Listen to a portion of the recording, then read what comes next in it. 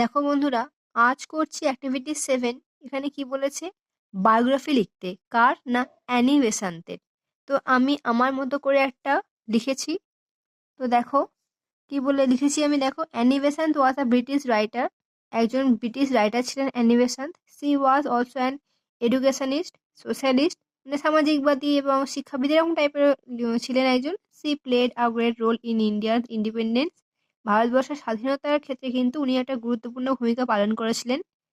C was born on 1st October 1847 in London. লন্ডনেতে 1847 সালে 1 October উনি জন্মগ্রহণ করেন।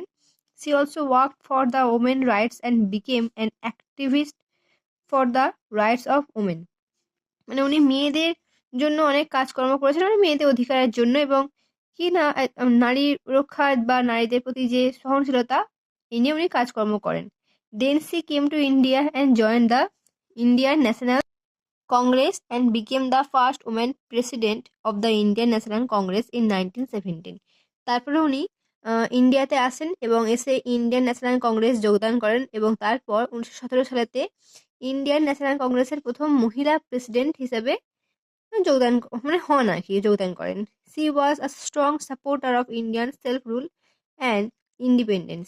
C founded school, promoted education for all, specially for girls. মানে উনি স্কুল স্থাপন করেছিলেন, শিক্ষাকে এগিয়ে নিয়ে গিয়েছিলেন, বিশেষ করে মেয়েদের জন্য।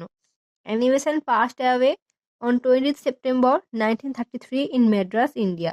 ইন্ডিয়ার ভারতবর্ষের যে ম্যাড্রাস, তো সেখানে 1933 সালে 20 সেপ্টেম্বর অ্যানি বেসান্ত মৃত্যুবরণ করেন।